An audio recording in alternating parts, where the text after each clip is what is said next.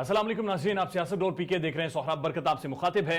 उम्मीद आप खैरियत से भी होंगे, खुश भी, और पाकिस्तान बामुकाबला ऑस्ट्रेलिया की टेस्ट सीरीज इंजॉय कर रहे होंगे या बोर हो रहे होंगे।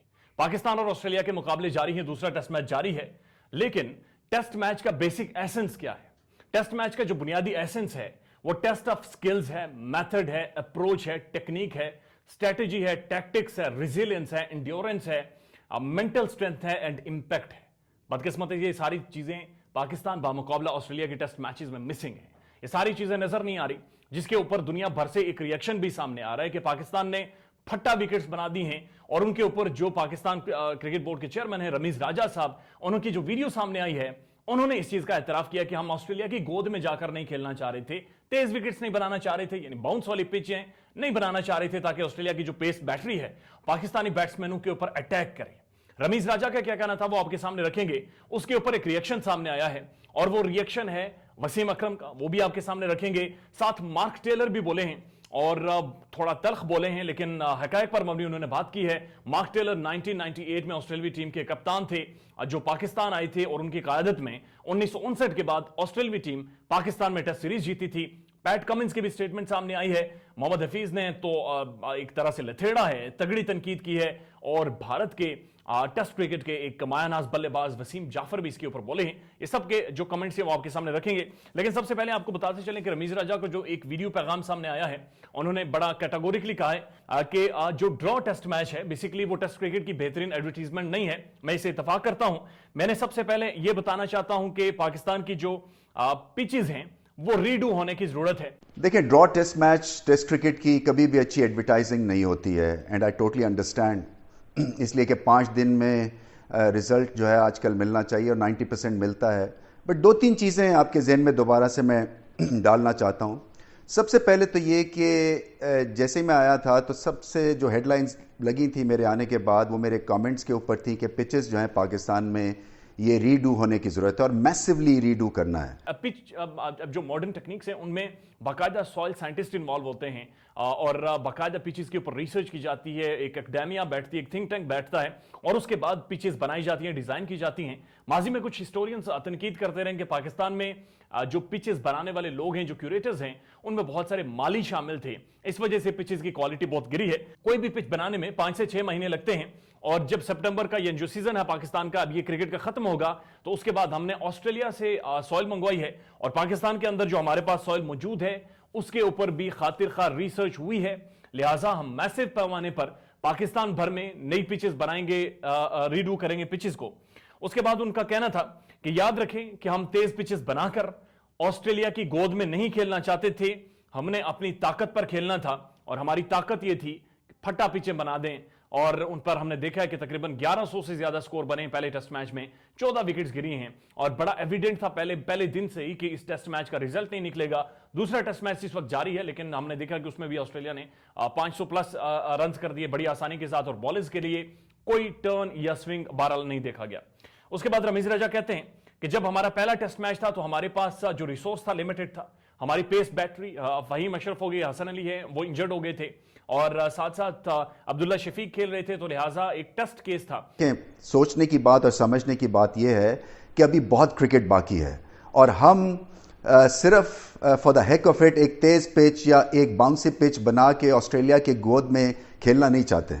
ये भी बड़ा ज़रूरी है कि जब हम घर में खेलें तो अपनी ताकत के हिसाब से खेलें।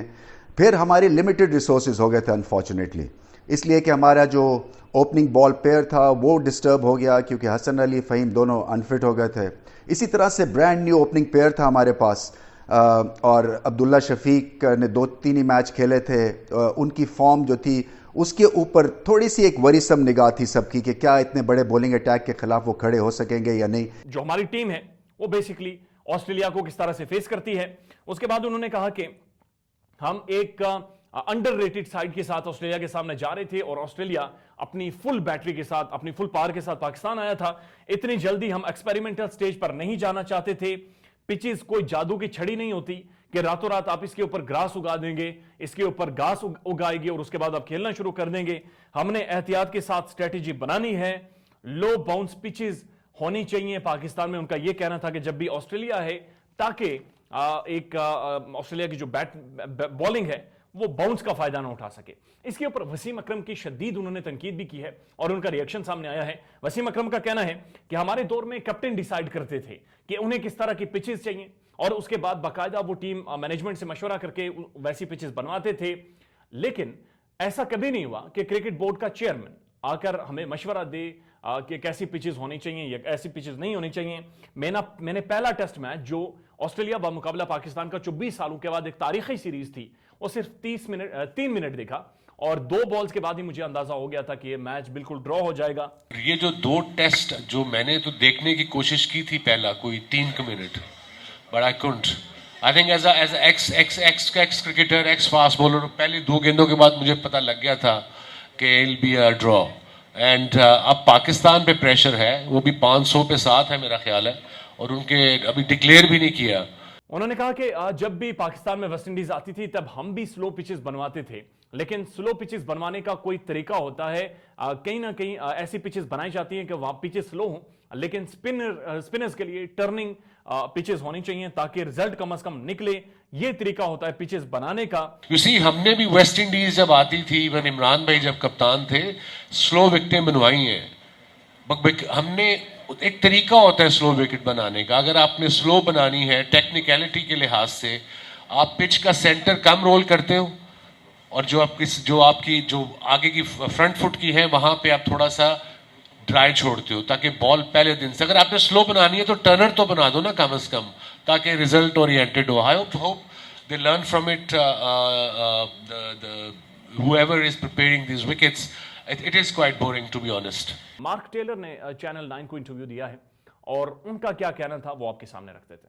Unfortunately, I think it shows where Pakistan cricket is at.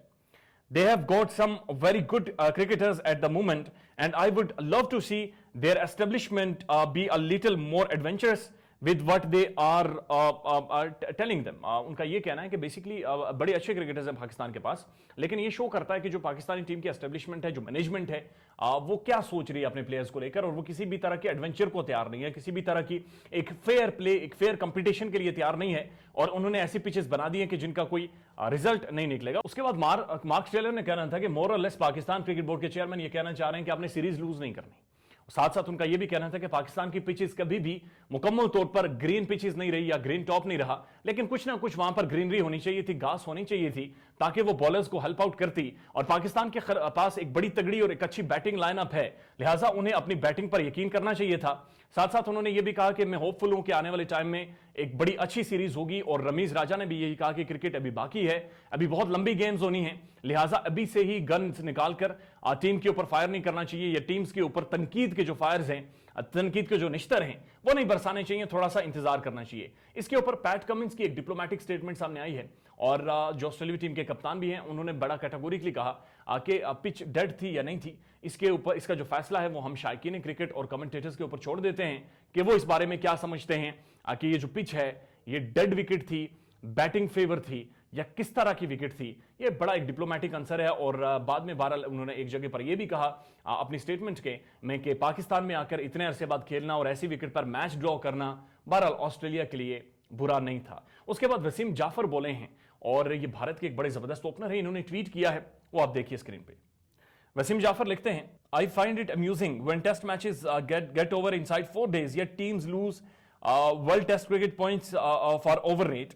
The biggest threat to test cricket is not overrate.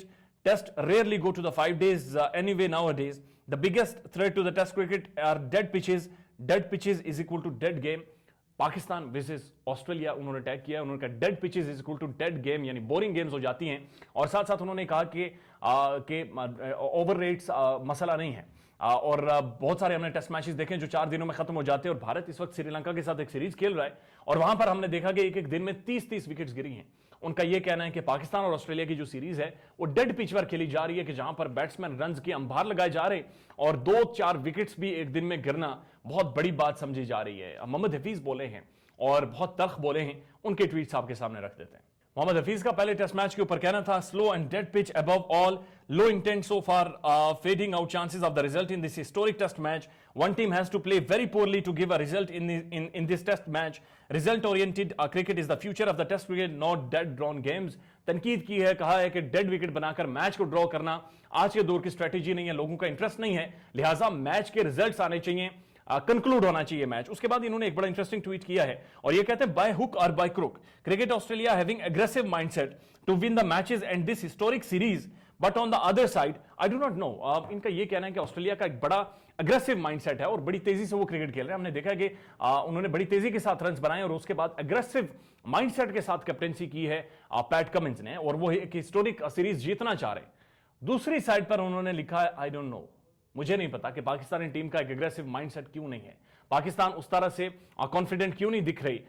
यह बात बड़ी अहम है कि एक लंबी सीरीज है, 3 टेस्ट मैचेस हैं, 3 ओडीआईज हैं, 1 T20 है, लेकिन शायकीन क्रिकेट रिजल्ट ओरिएंटेड मैच देखना चाह रहे और जो फट्टा विकेट्स बना दी गई हैं, डेड विकेट्स बना दी गई हैं, जिनका इकरार पीसीबी के चेयरमैन कर चुके हैं. आने वाले टाइम में देखना होगा कि पाकिस्तान की पिचेस को किस तरह से रीडू किया जाता है और जो ट्रांसफॉर्मेशन होगी उसको किस तरह से पाकिस्तान क्रिकेट टीम पाकिस्तान की बैटिंग और बॉलिंग अडॉप्ट करेगी. ये सारा कुछ देखना होगा और इस सीरीज के हवाले से आने वाले टाइम में जो भी अपडेट्स होंगी क्रिकेट के हवाले से आपकी खिदमत में पेश करेंगे. अपना ख्याल रखिएगा और हमारे चैनल का भी. अल्लाह हाफिज.